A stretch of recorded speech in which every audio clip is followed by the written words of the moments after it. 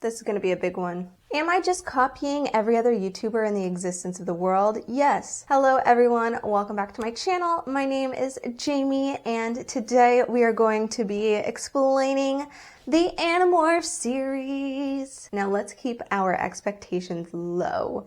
I know very long videos are in nowadays, but the Animorphs is a 54 series books plus like 8 bonus books that are still canon. That's a lot of books. So we're going to be going over the first 10 of the series plus the first Megamorphs book, so 11 books in total. I am a child of the early to mid 2000s, so I was already kind of at the tail end of Animorphs hype. It was in my classrooms and my school library growing up, but I actually didn't read this series until I was like 16, 17 years old because of a video on YouTube that made me interested in the series. The series was published between 1996 and 2001 under the name K.a.applegate, which is a pen name for Catherine Applegate and her husband Michael. Catherine did start using ghostwriters, which is common for scholastic long series books, but she only had ghostwriters through book 25 to 52, and many of the books within that range Catherine still wrote herself. How it was explained to me on Wikipedia is that Applegate would write a detailed outline, yeah, that's the word, a detailed outline of what the book was going to be about. One of the writers she worked with or who worked for her would write the story, she would edit it, it would take about a month, and then they would publish the book. One of the books within that range that she wrote herself is actually one of my favorite ones, The Starfish. We won't get into it in this video, but it is one of my favorite books. So let's start with some basic information about what Animorphs is, and then some trigger warnings. First and foremost, this is a series about an alien invasion. The big bads are the Yeerks. They are these weird gray slug-like alien creatures which crawl into your ear canal and take over your mind. They are body-snatching aliens. We are up against body-snatching aliens. The Yeerks have already taken over several alien populations and plan to conquer the entire universe. We have the Andalites. They are these blue deer centaur humanoid things. They have a deer body, human torso, a prehensile tail with a blade on it, and no mouth, and 2 sets of eyes. The Andalites have sworn to protect the alien races that the Yeerks are targeting, want to defeat the Yeerks. That's what the Andalites want. The Andalites also have morphing abilities, so not only do they have this sick blade tail, they also can morph into different beings, creatures. They just take the creature's DNA and morph into it. We have 5 main kids, all in the same age group range, things like that, and they are 13 at the beginning of the series. Throughout the entire series, they are 13 to 16. We find out in the last book that Jake says he's 16 and that they've been doing this shit for 3 years. But in the first book, they don't actually say the age. So they could be like 12, 13, 14-ish, kind of like that. Teenagers. By the way, these are not my like official fan cast for these characters. These are just people I thought would be funny representations. For the trigger warnings, this is a kids series, which means there's very little in the way of like sexual explicit scenes, language, like they'll say he cursed or he said some bad words, but they won't actually say the words. If you talk to anyone who's read the Animorphs series, one of the first things they say is like how dark the story is. So there are a lot, and I mean a lot, of graphic depictions of body horror, violence, gore, suicidal ideation, cannibalism, etc. I just wrote etc. Those are the trigger warnings. We will start with the actual books. Book 1, The Invasion. This will be the longest section because it has a lot of lore. I'm introducing all of the characters. There's a lot going on. Not every section will be as long as this, but we do have to get a lot out of the way. We start with Jake, who is represented by Timothée Chalamet. Jake is our all-American good boy. He's got a heart of gold. He's got a great nuclear family, mom, dad, older brother. He wants to join the basketball team. You know, he stands up for what's right. He feels like he's got a pretty good moral compass, right? He stands up for what he believes in. We also meet Marco, Jake's childhood best friend. Marco is our edgy comedian, dark humor guy. He's the comic relief. He's always there with a sarcastic comment. He doesn't really care about school. He doesn't try and do his best or whatever, but don't be mistaken. Marco is always the smartest person in the room. Also, a note on Marco's name. His name is Marco, M-A-R-C-O. I have a very dear friend named Marcos, M-A-R-C-O-S. Now, my friend Marcos does not like when you call him Marco. So for the past 6 years since I've known him, I have only said the name Marcos because that's the only person I know in real life. I don't know a Marco in real life. So I potentially will call Marco Marcos just because that's the name I'm more familiar with. But don't get confused. His name is Marco. I wrote Marco in my notes, but I already slur my S's all the time. I don't know.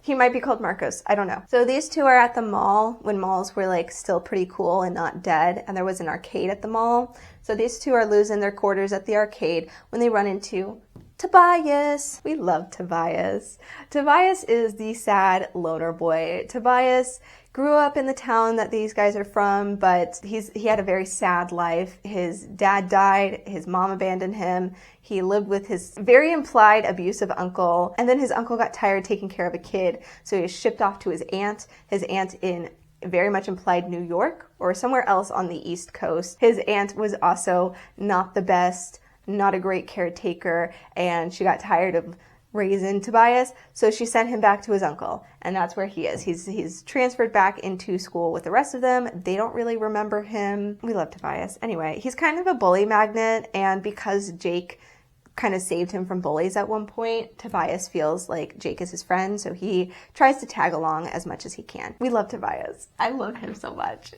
So Tobias, Marco, and Jake are leaving the mall when they run into Rachel, who is Jake's cousin, and Cassie, who is Rachel's best friend. Rachel is the hot character. Rachel is the hot girl. She's blonde, she's tall, she's got blue eyes, she's gorgeous, she's smart, but she's also really, really tough. She is riot girl feminism. Love her to death. Then we have Cassie. Cassie is a sweetheart. We love Cassie as well. Cassie is so sweet. She's kind of the heart of the group. She's also a pacifist. She doesn't really like to be violent. Cassie is also the animal girl. So her mom and dad are both veterinarians. So her mom works at a zoo, so she's an exotic veterinarian. Her dad works with farm animals and wildlife rehabilitation. She is around exotic and wild animals all the time. She works at the farm, she owns horses, all that kind of stuff. She's also a horse girl. We love Cassie. We love Cassie. Cassie is our animal girl. She's our animal lover, the heart of the group. We love her. We love all of them. They're all great. They're all such great characters. Okay. All 5 of our main characters decide that they are going to leave the mall and head home, but through the shortcut. There's a shortcut through an abandoned construction site, which is pretty scary. It's pretty freaky. There are homeless people that live there. So they're walking through this construction site at night, freaking each other out, getting all spooky, things like that. When out of the blue, a spaceship appears. A spaceship just appears and lands in the construction site in front of these 5 scared children. Out of the spaceship comes an Andalite, and his name is Elfingor, and he is dying. Poor Elfingor. The Andalites don't have mouths, so they communicate telepathically, which is kind of how they explain that everything is in English, because it's brain wavelengths, so it's all translated, I guess. There's a lot of telepathy in this. There's a lot of telepathic communication in this series. So Elfingor explains the Yeerk invasion. He explains what they are, why they're dangerous. He explains what a controller is, which is a Yeerk within a host body controlling a person, obviously. He explains all of their weaknesses. Something that's pointed out in the very first introduction to the Andalites is that Tobias is very into this. He feels this weird all of the characters feel this connection to this dying alien. They're all oh my God, you're an alien. What's going on? You're dying. We're watching you die. That's a traumatizing but also connecting experience. But Tobias is extra connected. And so he and the Andalite share a lot more information. The Andalite touches his forehead and shows him all of these other things, all of the other information. Some other things about the Yeerk invasion is that it's already started. This isn't like the Yeerks crash landing on Earth. They have been here for a few years, so they have already started infesting humans. Elfangor explains that he was sent from the Andalite homeworld to try and quell the invasion, but he failed. He was supposed to like blow up the big Yeerk ship in the sky, but he failed in that, and so he doesn't know when the Andalites will come back to finish what he failed to do. He thinks it'll be like a year or 2 years, but he's afraid that that will be too long and that the Yeerks will take over the human race before the Andalites can come rescue them. Elfangor decides to do the unthinkable and hands the morphing abilities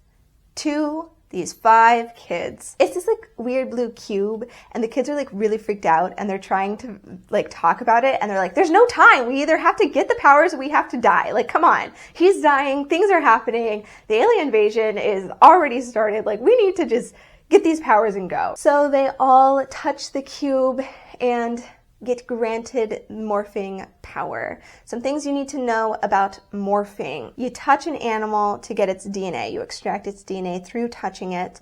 While you touch it, the animal kind of goes into like a weird trance, so it's safer to be around it. You can only morph for 2 hours. It's roughly around 2 hours. Obviously, its time is weird. It's not exactly, but anyway, they can only morph for about 2 hours at a time. If you stay in morph for longer than 2 hours, you become what's called a nothlit, nothlit,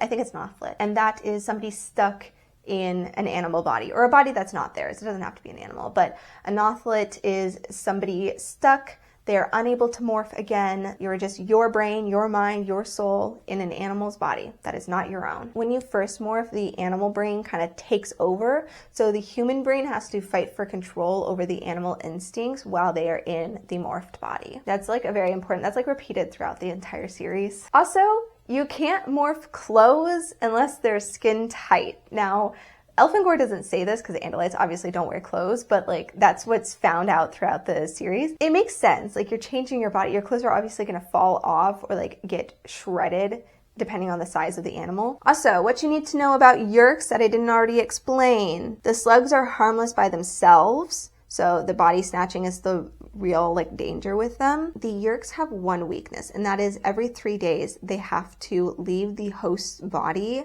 whatever host it is, to swim in a Yeerk pool and soak up the Kandrona rays. So yeah, that is the like one weakness that the Yeerks have, is that when they are slugs, they are helpless. Every 3 days they have to leave their host and become a helpless little slug swimming in a pool. And finally, there are Yeerks within human bodies, Hork-Bajor bodies. Hork-Bajor are aliens that were enslaved by the Yeerks. There are Taxxon bodies, which are aliens that willingly submitted to the Yeerks. And there is one Yeerk with an Andalite body, and that is Visser 3, the leader of the Yeerk invasion. This means there is only one Yeerk with the ability to morph. So Visser 3 and his company of controllers arrive, and they take out Elfangor.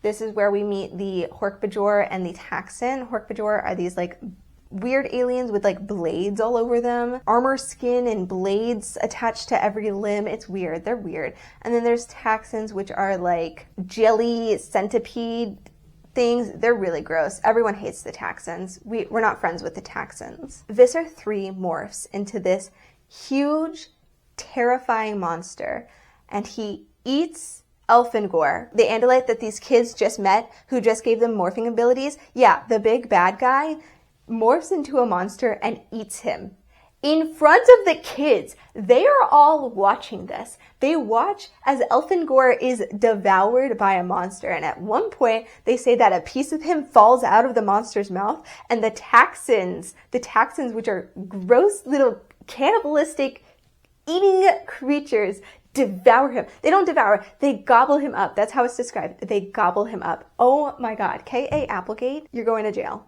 You are going to jail for your crimes. There's this really great scene that I always think about that I think really encompasses Rachel's character. because as they're watching Elfangor be devoured, this is obviously a very traumatizing, terrifying scene to witness. They are crying, they're screaming, they're frozen in fear. They don't know what to do. While Rachel is terrified, can't look away, she's comforting Cassie. Cassie's obviously hyperventilating, panicking, and Rachel has her like turn away and like holds her and is telling her like, it's okay, don't look, like you don't have to look. Apparently she was also holding Tobias's hand while he was watching Elfangor be devoured as well. It really just shows that Rachel is not only strong, but compassionate. And I've always thought about that scene every time I think of the first book. Even in times of extreme terror, Rachel is there to try and protect her friends. The kids make a break for it. They run from the scene of the crime.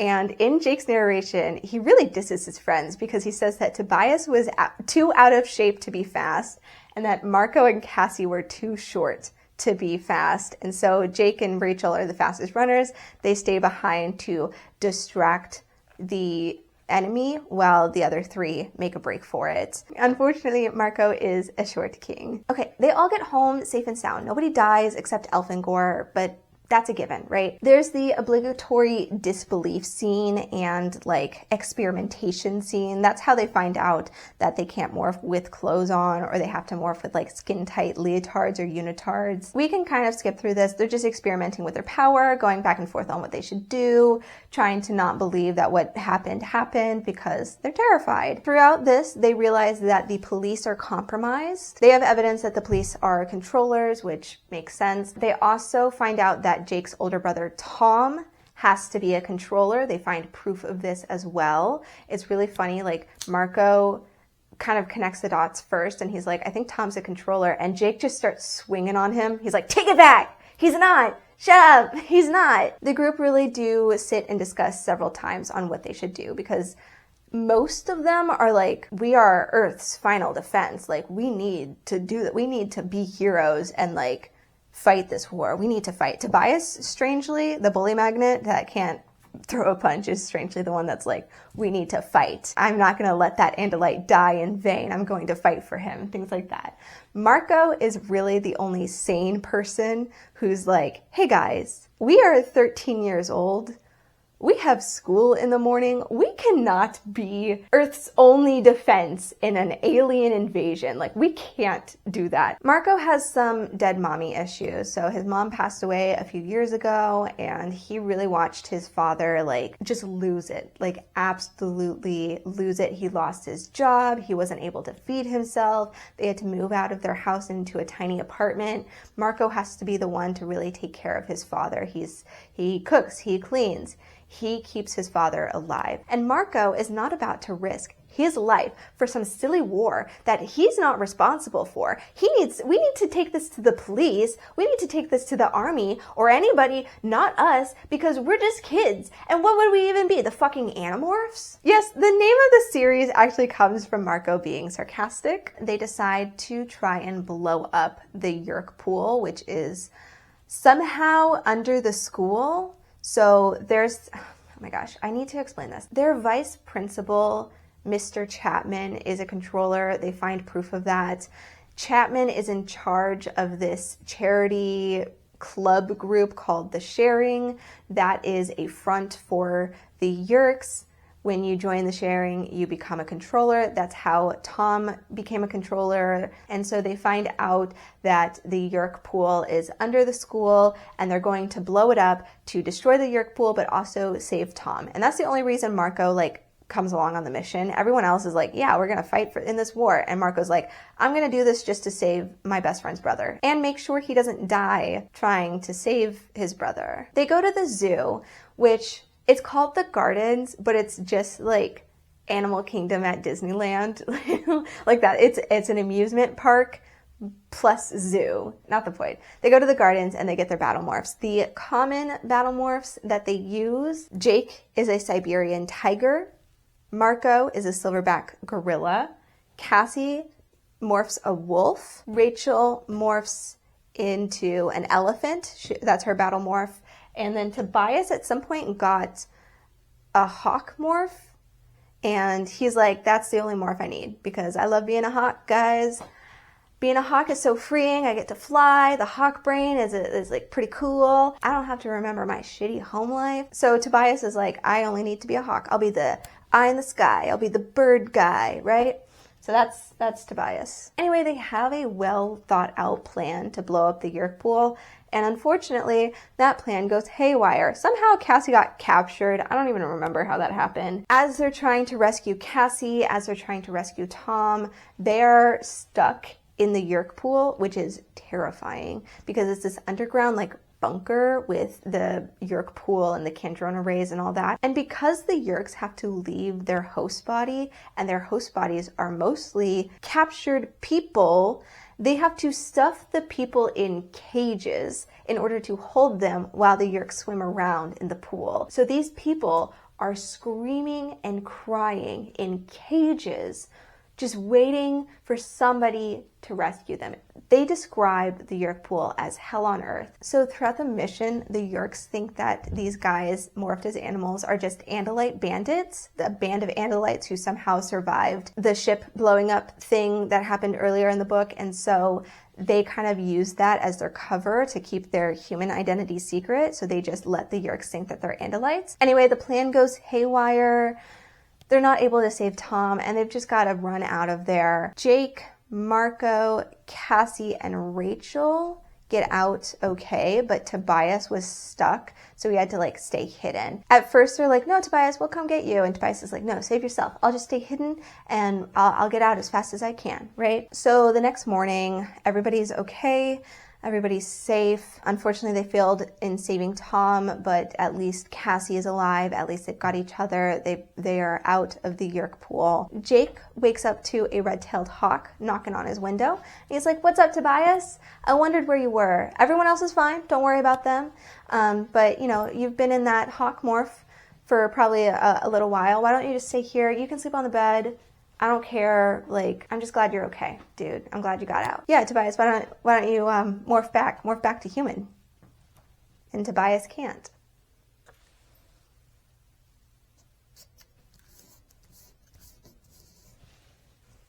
Sorry.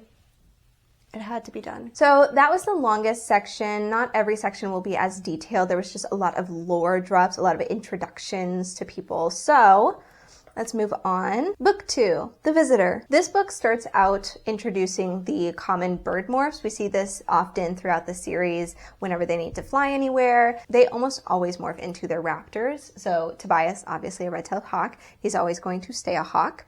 Rachel is a bald eagle.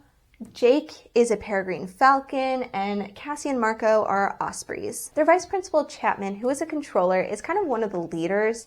He's second in command, basically, to Visser 3, and he has a daughter named Melissa, who Rachel used to be really close friends with. They're trying to get into Chapman's house to spy on him, so they're trying to get Rachel to, you know, be friendly with Melissa and get more information on her. But Melissa is really depressed. She's really distant. And they find out that the reason Melissa feels so bad is because Melissa can tell that something's going on with her parents. She doesn't know exactly what. And I'm sure alien invasion is the farthest thing from her mind, but she can tell that her parents are different. She just thinks that she's done something to anger them, or that she's done something to make them not love her anymore. The mission isn't really important. They just get more information on Visser 3 and the controllers and what their end goal is. There are two important things that I take from this book, and the first is another Rachel characterization. They sneak into the Chapman house as Melissa's pet cat, and this is where Rachel finds out that Melissa worries her parents don't love her anymore. So, disguised as Melissa's cat, Rachel sits and comforts her. She sits with her on multiple days, cuddled up next to her, and lets Melissa know that somebody is there for her. Somebody loves her. This really solidifies Rachel's character. She's not violent. She's not the mean, popular girl from school. She has compassion, she has empathy, and she is there for her friends. And I love that about her. The other thing that we get is more humanization for Chapman. We learn that Chapman is a willing volunteer for the Yeerks, and he's only doing this with the agreement that the Yeerks will not harm Melissa. And because he's kind of high up in the food chain for the Yeerks, if they harm Melissa, Chapman, the host, will make his Yeerk's life a living hell. He will try and do anything to take control back. He will cause scenes. He will talk with parents. He will do as much as he can to fuck up the invasion if they hurt his daughter. And I think that really humanizes Chapman to show the length that a parent will go in order to protect their child. Because Chapman willingly gave his body to an enemy invasion in order to protect his daughter. And I find that beautiful. There's one more thing about this book. This isn't really important to the overall story, but very early on in one of the chapters, Rachel nearly gets abducted. There's just some creep.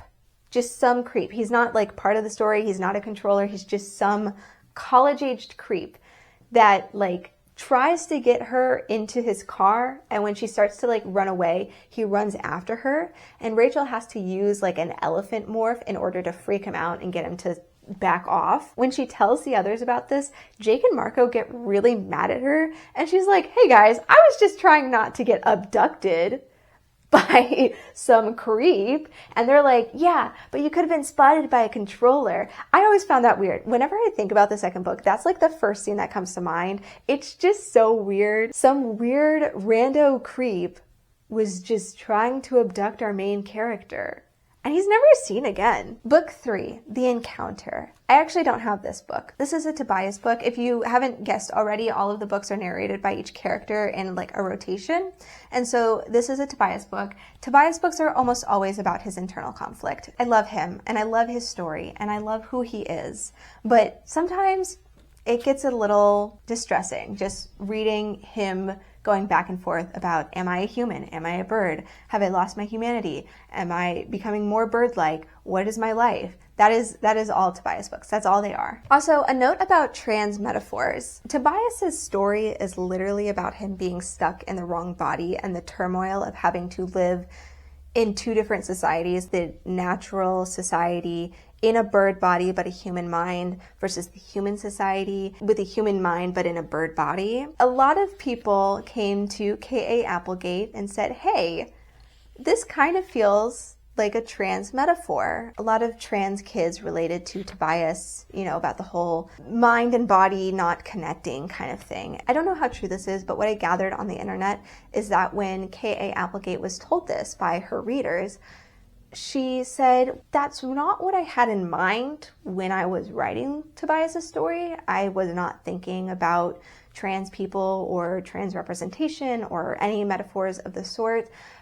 But I am the proud mother of a trans child, and so I am so touched that trans people see themselves represented with Tobias. And if that's true, I really love that because we love an ally. So for this story, the mission's not too important. Tobias discovers a hidden Yeerk ship in the woods. It's like on this lake, and it's taking water and other resources up to the big Yeerk ship in the sky. The group turn into wolves to investigate, and Marco has to be a lady wolf. There's a whole scene where they argue about that, where he's like, why does Jake get to be the guy wolf? And Cassie's like, because two male wolves cannot be in a pack together. Duh. Tobias earlier on in the book freed like a lady hawk, a lady red-tailed hawk from like somebody's cage. He freed her, and he keeps seeing her in the woods, and he feels this urge to be with her, give in to his hawk instincts and live life as a hawk and be with this lady hawk. As wolves, the gang almost gets stuck because they have reached their 2-hour time limit, and Cassie, who is the best at morphing, she's got like this natural ability to morph. Cassie is the one that like coaches them into morphing back into wolves, and they're all like laughing about it. They're like, whew, almost got stuck. Can't believe like we almost became wolves. Oh my gosh, being stuck in a non-human body, that would be awful. And then Tobias is like, okay guys, little rude. I'm gonna go fly away now. There are a lot of sweet moments with Rachel. Tobias and Rachel are very close. He's like sitting there trying to discuss with Rachel, like, am I human? Am I a hawk? I have to like constantly fight these hawk instincts to eat like roadkill or vermin or like hunt. I have to fight being with this lady hawk, which Rachel doesn't take too kindly to. He's trying to live a human life. So he like lives in Jake's attic. He eats leftover human food. He tries to watch TV with them. He tries to read books with Rachel. And Rachel is sitting there like, you are a human. Like whatever happens, like you are a human. And she shows him a picture of himself because he's forgetting what he used to look like. So she shows him a picture that she just so happens to have in her drawer, in her nightstand drawer. They have a lot of sweet moments just discussing, like reassuring Tobias who he is. But it reached a breaking point. Tobias cannot deal with this turmoil and unfortunately decides that maybe he would not like to be alive anymore. Rachel has like a gymnastics thing at the mall for whatever reason, because she does gymnastics. Everyone else is there and they're all hanging out and Tobias feels very left out and he's just eaten like prey for the first time, like he hunted and killed a rodent. Tobias is freaking out. He's running into windows and doors. He's hitting himself against like people and pillars in the mall. And then he sees the skylight and he's like, I'm gonna do it. I'm gonna do it. And he just flies as fast as he can to break his neck on the skylight. And the only reason he doesn't is because Marco has great aim and throws a baseball at the skylight, shatters it, and lets Tobias free. Tobias then regresses into his hawk mind for quite a while and he just eats prey. He decides, I'm not going to be human. I can't rejoin human society. I can't do that. I will never be like that anymore. And so he's a hawk for a while. Tobias finally gets over himself and he helps the gang on their mission to destroy the Yerk ship that they found on the lake. Mission goes haywire, obviously, and Rachel is like telling Tobias like, hey, I think this is it. We are gonna die. Like, if this does not work out, can you please kill us? Can you make sure that our deaths are painless? Can you just, because they're morphed as fish and they're stuck in the ship as fish and they're surrounded by Yerks and they can't get out. And so Tobias is like, Rachel, I love you. And Rachel is like, I know, you don't have to say it. I know. It's very Star Wars, right? And Tobias actually ends up saving the day. We don't really need to get into the details on how, but he rescues everyone and they all go home and have a great time. Actually, no, they don't actually have a great time because the Lady Hawk, I forgot about this, the Lady Hawk gets attacked and killed. So her like wing is destroyed and Tobias is really sad about the Lady Hawk, which is really weird because Rachel and Tobias are confirmed in this book. They are confirmed for having feelings for each other. They are into each other. Rachel saw the hawk body and said yes to that. So Tobias is sad that his Lady Hawk friend is no longer with him, but at least he gained Rachel. So book 4, The Message. This is Cassie's first book. She's narrating it. Cassie and Tobias are having these weird visions. They both are having these dreams and they quickly figure out that it's some sort of distress call from somewhere out in the ocean. They get dolphin morphs and they go out into the ocean and search for them. At some point, Cassie talks to a whale, and that is canon that Cassie can talk to animals. I think in this book we also learn that Tobias is afraid of the ocean, and it's not just his hawk brain that's like ocean bad. He himself, Tobias himself, is kind of scared of the ocean, so he doesn't like open water. They find an Andalite ship at the bottom of the ocean. And in this Andalite ship, they find Aximili something other. I forget his full name, but Ax for short. He is actually the brother of Elfangor, the Andalite that the gang watched die. Anyway, Visser 3 tries to attack them. The gang narrowly escapes Visser 3 once again, and Ax decides to join the team to help fight the Yerks on Earth. He accepts Jake as his leader. So Jake is now called Prince Jake because leaders in Andalite culture are called princes. And Ax uses the DNA of Jake, Marco, Cassie, and Rachel. He collects all 4 of their DNA and mixes it to create his own human morph. So that means that Ax's human morph is literally half female, half male. Technically he is male because he's male presenting, but he is half female, half male, and then also like multiracial. So Ax's human morph is described as this like kind of pretty weird mixture between all 4 of them. Book 5, The Predator. This little holographic thing with Marco. So this book starts out with the gang planning on getting Axe home somehow so that he can get the Andalites to come to Earth quicker. Whether that's like sending him home or like communicating with them, he doesn't know. They go to the mall at some point, and Axe in his human morph tries food for the first time and goes batshit insane. He's never had a mouth, so he's never had a tongue, so he's never had taste buds. Food just is the best thing that he's ever had. He starts putting everything in his mouth. It's kind of gross. This somehow ends up with Marco and Jake morphing into lobsters and almost getting cooked. That's like a whole first half of the book. Let's get into more of Marco's dead mommy issues, because that is kind of what the central theme of his story is. Marco's mom died a couple of years ago. She went out sailing. There was a storm. They never found the body. Marco has watched his father crumble under grief. I mean, he lost his job. They moved out of their house into a tiny apartment. Marco really is the only one that makes sure his dad is alive, that makes sure his dad puts on pants in the morning. It's really sad on Marco because he's obviously a child having to parent his father while dealing with the own grief of losing his mother. Like, he's grieving, but he has to take on the parental role. And it's really sad, you know? At one point, they morph ants for the mission, and it's really terrifying just because ants don't have a sense of self. I mean, the animals that they have morphed before have been like mammals or reptiles that, yes, have their own animal instincts, but they have their own brain as well. So it's easier for the human brain to kind of take control. But with the ants, they are a collective. They don't have a sense of self. They don't have their own brain. They're just following the pheromones of the queen. It's like really terrifying. They run into enemy ants and they like almost die. It's really gross. They learn of the presence of Visser 1, who is the initial leader of the human Yeerk invasion. Visser 1 is the person who started the invasion, but they're off doing something else while Visser 3 is in charge of Earth. The 2-year anniversary of his mom's death is coming up, and Marco has taken a good look at his father's situation, and he realizes he can't keep doing this. Marco is not going to keep risking his life for some silly war that isn't even his problem, because he cannot let his father lose another person. Everyone else is kind of like, Marco, come on, we all have families, like, what's the big deal? But Jake actually accepts his departure and decides that he can leave the Animorphs if he so chooses. He's like, okay, we have one more mission. I will do that mission with you to make sure that Jake doesn't die.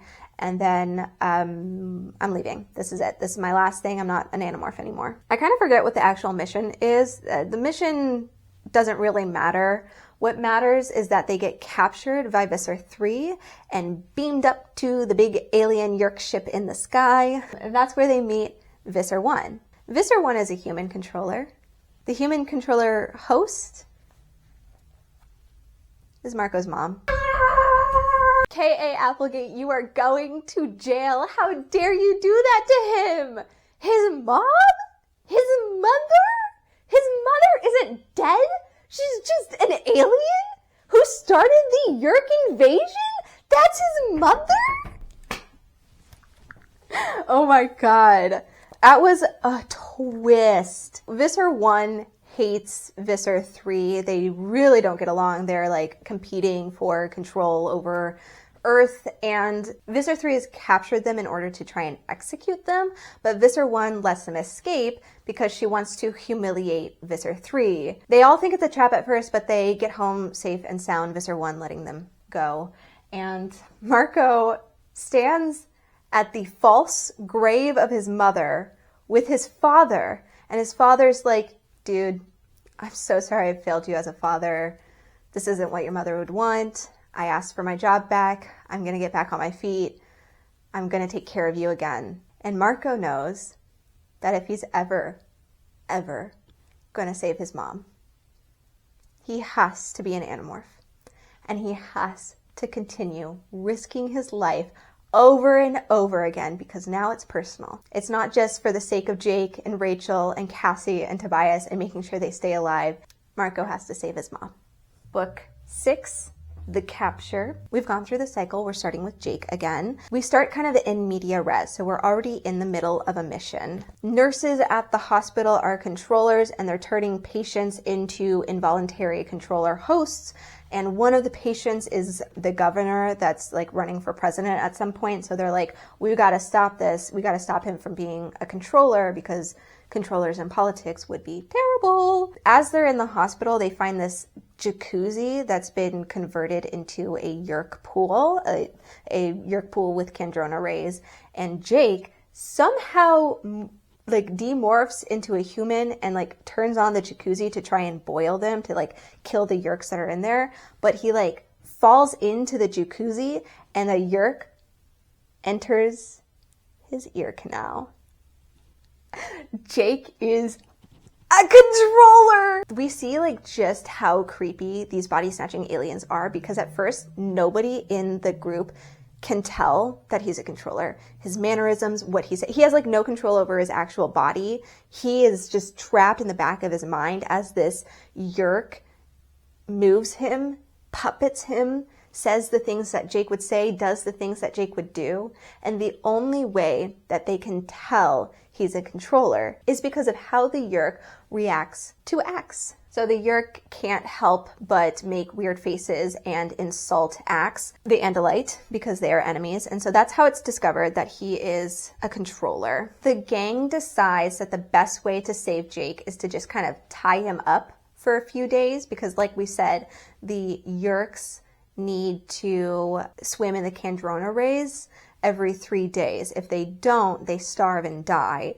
And so they're just going to tie Jake up for 3 days to make sure that he, not Jake, but the yerk dies of Kandrona starvation. The yerk has access to all of Jake's memories and like also his morphing abilities. There are quite a few different scenes of very creative morphing shenanigans. So Jake morphs like a bird to try and fly away, and he's caught. All of the other Animorphs use their morphing abilities to outsmart the yerk, because human ingenuity will trump inhuman creatures every time. It's really cool, actually, the way they describe it. It's like he morphs an ant, but then there's like an ant colony. He morphs a tiger, and like Rachel morphs like something else. I don't know, an elephant. I don't remember. Anyway, there's a lot of mind games going on. The yerk and Jake can have conversations within his head, and so the yerk is taunting him. This actually was the yerk that was controlling Tom, but Tom has had an upgrade. So there's another yerk that's more powerful that's controlling Tom now. He is now like third in command. So there's Visser 3, Chapman, Tom. As the Kandrona ray starvation sets in, Jake has to witness this yerk dying within his mind. It's called like the fugue, the final moments of a yerk's life as they die of starvation. And it is torture. It is hell. It is pain, just lots and lots of pain for everyone involved. And we actually get a vision of this like bloody red eye watching Jake. And Jake is like, that's pretty scary, and he has nightmares about it, but like he doesn't really know what it is. Anyway, the yerk starves and dies, and Jake is no longer a controller, so that's great. But now he has kind of more insight of what a controller is like and how scary it is, and also like what the yerks can and can't do. Book 7. The Stranger. All of Rachel's books are just the best books. They're always my favorite. Big mission. They're trying to get more intel on the yerk pool underground, the one under the school. So they all morph into cockroaches. Plan goes haywire, and they're about to be eaten by Taxons. Taxons are those slimy, centipede, cannibalistic, like murderous allies. They're like willing volunteers of the yerks. Anyway, they're really gross and creepy. Nobody likes them. Anyway, they're about to be devoured by this Taxon. They're like stuck on his sticky tongue as cockroaches. And then time freezes. Enter God. Okay, he's not God, he's the Elemist, but he's like God. He's a godlike being. The Andalites have stories about him. He's very godlike in their mythology. And the Elemist like demorphs him. Like he has the power to morph them, like pull them out of their morphs and morph them human again. And a big thing that the Elemist does is very important. Tobias is human again for like 2 seconds. So Tobias was out above ground, like trying to watch them because he's a hawk. He can't really do anything. The Ellimist morphs him back to human. We have this cute moment with Rachel and Tobias where they like run into each other's arms. It's really cute. Anyway, the Ellimist gives them the opportunity to be normal again. The Ellimist is like, I can't really do much with you guys, but I can give you this out. I can make sure that you guys and your family and your loved ones go far away on your own planet and have a normal life. Yeah, the rest of the world will die and become your controllers, but you guys will be safe. And the gang kind of thinks about it for a second. They're like, a chance to be normal again? That's amazing. Like, I would love to be normal again. But they decide not to because they're kind of in a sticky situation. So Rachel sees this like elevator thing that is the key to getting themselves out of the Yerk pool. So the Ellimist is like, okay, peace, you guys, you know, you chose to stay. You guys are back in your horrible situation about to be eaten by a taxon. Because they know that the elevator's there and that's their out, they're able to get out of this situation. They are able to save themselves. Rachel also goes bear mode. So at some point she acquired bear DNA, like in secret. Nobody knows that she did this. So she goes bear mode and she has anger issues. This is the first time we see Rachel has horrible anger issues. She goes berserk. We also learned that Rachel is from a divorced family. She's from a broken home, guys. Rachel's father lives in a different city and he's actually moving even farther away. And he offers Rachel the chance to move with him. He's like, you're old enough. I think if you want to move to the big city with me, I could do that. I could do that. You could live here. You could visit your mom and your sisters on the weekends. Rachel doesn't know what to do, because she's given the opportunity to have a normal life. She's been given this opportunity twice. One, by a godlike being that she didn't really know about, and the second by her father. But if she goes with her father, she's leaving the responsibility of the war on her other loved ones. The Ellimist shows up again, and he's like, I'm gonna offer you guys this one more time. You guys can have a normal life. You guys can live somewhere, but you know, the entire earth will be destroyed. And actually, in order to help you guys make this decision, I'm going to show you the future of what's going to happen if you guys stay. And the future is horrible. Everyone's a controller. All of Earth is enslaved. All of the buildings have been leveled. Visser 3, the Andalite, is now Visser 1. He got a promotion at some point. And they meet older Rachel. And older Rachel is a voluntary Yerk controller because she's like evil. She's like evil Rachel. Older Rachel taunts younger Rachel with like all the evil that she has in her heart, all of her anger management issues. It really dives deep into her characterization. And she also taunts her with like killing Tobias. They were like, that's the first thing we did as controllers was eat Tobias. The vision ends and they beg the Ellimist to let them escape. They're like, we accept your offer. And nothing happens because the Ellimist is a tricky son of a bitch. The Ellimist, that's what you need to know. The Ellimist is a tricky son of a bitch. The thing is, the Ellimist isn't actually able to show them the future or anything. He's not able to actually directly interfere with anything that the Animorphs do. He can't tell them what to do. He can't force them to do anything. But he can make suggestions and he can do things that inadvertently show them what they can potentially do if they connect the dots. And that is how the Ellimist gets around his whole no intervening directly rule. With the vision, they find out that there's a very important tower, and that tower has to have the Kandrona rays. They go to the tower, they're like, we're gonna destroy the Yerk pool. Rachel morphs into her bear fighter thing. So Rachel technically has 2 battle morphs. Jake's is always a tiger. Marco's is always a gorilla. Cassie doesn't have her own battle morph. She's just a wolf. Rachel has 2. She has the elephant and she's got the bear. And Rachel goes fucking berserk. She goes berserker mode, okay? I really like this because at one point she's like, everyone else said I was like a hero, that I was so brave because I just charged into battle. But the thing is, bears don't actually have great eyesight.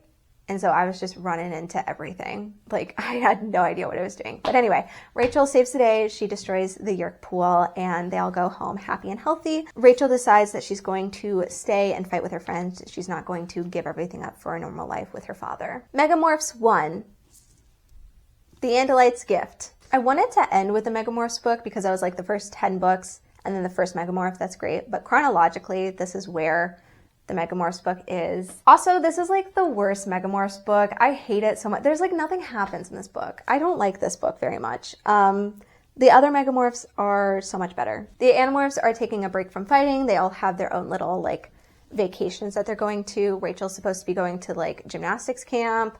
Cassie and Jake are at like a pool party. Axe and Marco decide to crash the pool party. It's very fun. Rachel hits her head somehow and has amnesia. And then the gang finds out that every time they morph, they're attacked by this like weird tornado monster. At some point, a crazy lady traps Rachel in her like shed and sets it on fire, trying to burn Rachel alive. I don't know why, but that happens. There's some car hijinks. Marco doesn't have a license, but he's driving Cassie's dad's truck. And they use their morphing abilities to like lure the monster away. They reunite with Rachel. They explain everything to her. She hits her head again, so she gets her memories back. Not how that happens, actually. They outsmart the monster and everyone gets home safe. Oh yeah, they kill it with water. They like go out into the ocean and kill it. Big whoop. Nobody cares. It's one of the worst books. I actually skipped the first Megamorph book because I didn't realize you were supposed to read it in specific order. And I didn't realize that anything had happened. It really does not matter to the story. Book 8, The Alien. So in the rotation, it's Jake, Rachel, and then it's either Tobias or Axe. They switch, and then Cassie, Marco. This is Axe's first narrative book. This is where we see the aftermath of the Kandrona Ray Tower pool destruction. And the kids all thought that without this Kandrona Ray like readily available, the Yeerks would start dying and people, the controllers, the host, would become free. That's not really what happens. Axe knows that the Yeerks cannot have these free people out explaining controllers their situation. Even if people wouldn't believe it, enough people would verify and vouch for these seemingly crazy individuals that talk about alien abductions. The Yeerks cover would be blown. Instead of freeing these people, these hosts, inadvertently, these kids are responsible for many, many controller murders. So many of these people are just killed by the Yeerks. And Axe knows this. Oh my gosh. And he doesn't tell them, because why would he? The Yeerks are dying, so who cares? He also has to follow like Andalite customs and laws, which means he's not really allowed to talk about all of the information he as an Andalite knows. He's not allowed to share that with everybody else. The reason the kids find out is because they're at school. Axe is tagging along, pretending to be Jake's cousin. It's weird. Anyway, they find out that the Yeerks are just controlling the old hosts and not freeing them because one of their teachers goes berserk and starts talking about alien invasions. He's going through like the starvation period stuff. And Jake recognizes that because he's been through it. And Chapman, the vice principal, has all of the kids leave the building. And then he just murders the guy, like at school. He just murders him. Anyway, so all the kids figure out what's going on and they're like, oh my God, we didn't save anybody. They're just dying. And oh my God, we are the reason that so many people are just dying. It's like freaking them out. We get some insight into Andalite ideology because when they bring this to Axe, he's like, well, yeah, obviously that was going to happen. And they're like, well, why didn't you stop us? Why didn't you tell us not to do this? Because like, we don't want these people to die. And Axe is like, well, what's the problem? Yeerks are dying. Like, yeah, some people are going to die, but it's like the greater good. Okay. Like, we're defeating the Yeerks. That's all that matters. So that's Andalite ideology. Sacrifices are better for the greater good. No compassion at all. Axe starts doing some human things. He has like dinner with Cassie and she talks about feelings and he's like, oh my God, how can you tell my feelings? That's so weird. What are you, a witch? No, he doesn't say it like that, but he's like, wow, like humans have empathy? That's weird. At one point he fixes Marcos' dad's like computer and is able to contact the Andalite homeworld. He like gets a signal to the Andalite homeworld. When he communicates with the Andalites, they tell him like, first of all, your brother was a great hero of our planet, and he broke one of our most sacred laws by giving these guys the morphing abilities. So we're just going to have Axe take the blame for that. So Axe goes on record and says that he's the reason that they have morphing abilities. They also tell him like, you guys are not a priority at the moment. You guys seem to be handling it. It's fine. We're not going to help you in any way. We'll take our time getting to you. A rogue Yeerk who hates Visser 3 because the Visser 3 let this Yeerk's lover die. So this rogue Yeerk hates Visser 3, and he gives Axe information on where Visser 3 feeds on his Kandrona rays, because he needs a very secluded, like he's leaving his Andalite host body, so he needs like a very secluded, protected area. So Axe, our main boy Axe, doesn't tell the Animorphs this. He's like, I'm the Andalite. I need to go avenge my brother Elfangor by killing Visser 3 and saving the Andalite host body. Anyway, he almost dies doing that because Visser 3 is a force to be reckoned with. The kids rescue Axe, which is great because humans are amazing and they have empathy and they love him and they don't want him to die. At some point, Visser 3 temporarily leaves the Andalite host body, and the Andalite his name's Aloran. He begs Axe to kill him. He's like, I cannot stay this man's host. This Yeerk that is using my body to commit atrocities. I cannot keep doing this. Kill me. Please fucking just kill me. And Axe is like, no, I'm not gonna do that. Aloran tells Axe to contact his family and tell him that he loves them and he misses them. Axe does that. He also decides that Andalites being kind of shitty with not wanting to come here and save Earth, even though that was the whole reason his brother died. So he tells them off, and he decides that he's going to commit fully to being an Animorph, and Jake being his leader. Axe explains to the rest of the group Ciro's kindness, which is their most sacred law, and that is not divulging information or technology to other alien species. And that's because there was an Andalite in the past named Ciro who took pity on the Yeerks and gave them technology that let them become the conquering empire that they are today. And so it is actually the Andalites' fault that the Yeerks are where they are now. This is the first book where we get into some gray areas. The first one being that there are no good outcomes to decisions made in war. There's always going to be a downside. We see this with, what we thought was a great success, destroying the Kandrona ray pool, but it actually ended up in the murder of a lot of humans. The enemy still has depth and love. We see this with the rogue Yeerk, who had love for a person, for another Yeerk. He decided to risk his life by going against Visser 3 because of his love. And then also the Andalites are very complex, okay? They are the good aliens. They are the ones fighting the Yeerks, but they also have like very little compassion when it comes to like the little things. They're only thinking about the big picture of defeating the Yeerks. They don't really care about the sacrifices it takes to get there. Book 9.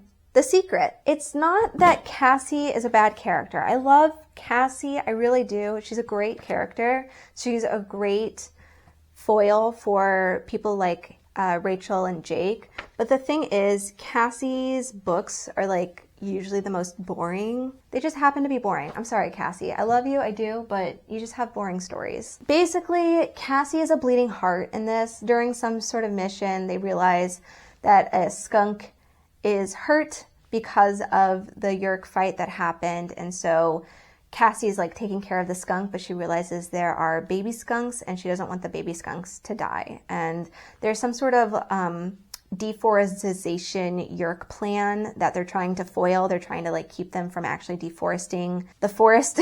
There's like a logging company. Anyway, this uses a lot of nature and animal allegories because it really brings up like the laws of nature and survival of the fittest, and how humans are kind of outside of that because of our brains and our evolution and the societies that we created, but also like we are just animals and we are just trying to survive. But then Cassie counters that by saying, like, the Yeerks are just animals and they're just trying to survive. And everyone's like, no, the Yeerks are parasites that are surviving off of us and we need to defeat them. And she's like, maybe there's like more sides to the Yeerks than just bad guys. Like maybe there's more to that.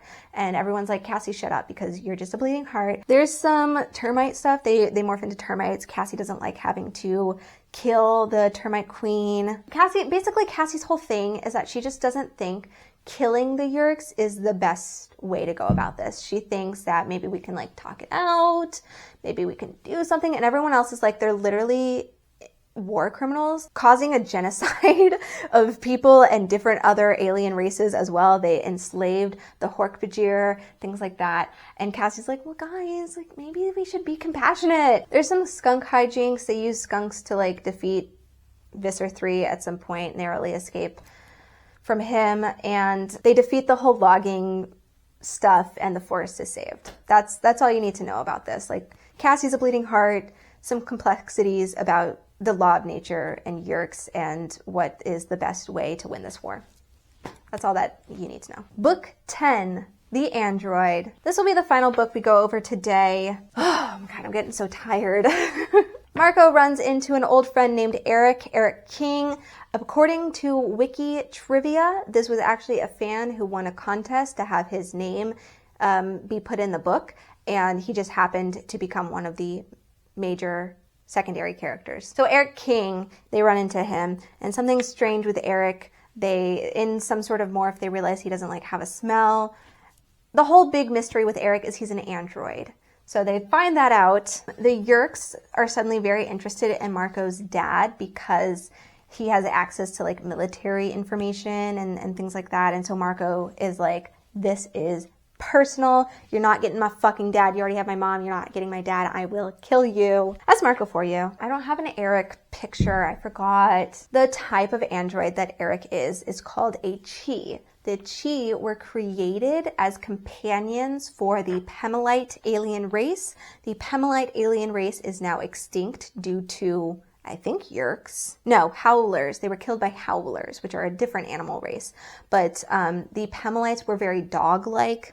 They kind of looked like dogs. They acted like dogs. So when the Chi were left on Earth, the Chi, again, are ageless alien androids who have been on Earth for hundreds of thousands of years. They decide to like cultivate the animal with the most Pemelite qualities, which happens to be the wolf. And so the Chi are the canonical reason we have dogs, basically.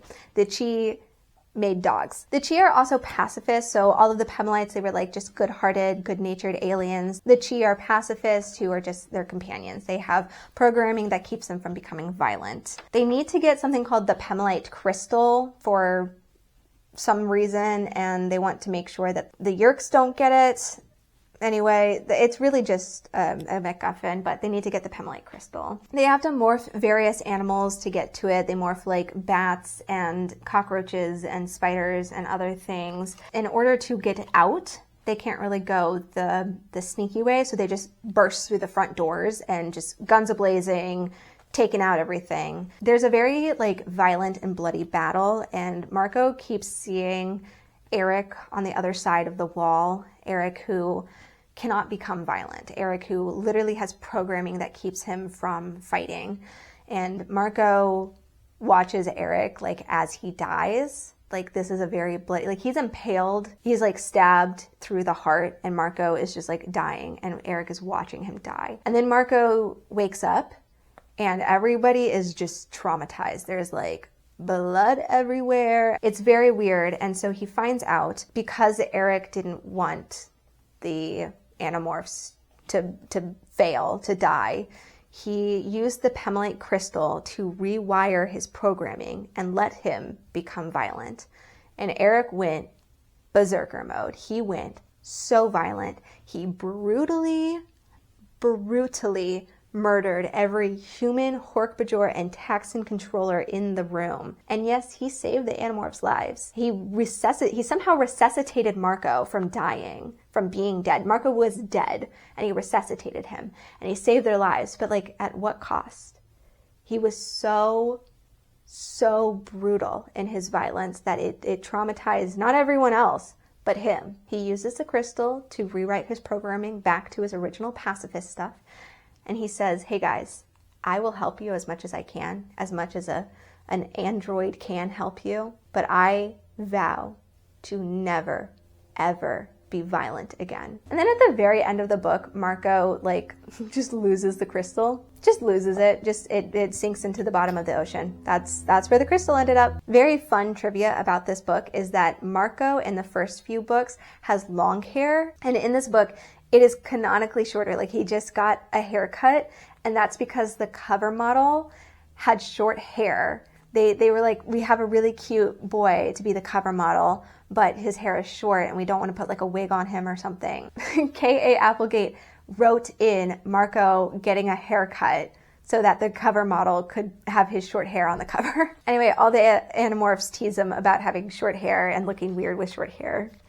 That's just a fun little trivia thing. That is it. That is the first 10 books and first Megamorph book of the Animorphs series. That was really fun. It was really interesting to like go through the stories again, because like the plot summaries, I'd forgotten a lot of them, and for the ones that I had personal copies of, I could like kind of read them. I got super sucked into reading the books again. That was really fun to just go over. We'll see how I feel about editing this video, and we'll see if I want to continue on with this. If you like the video and you want to see more of these, please give it a like, comment, subscribe, do all of that so I know that you guys liked it and I decide to put more effort into it. That is the story of the Animorphs for now.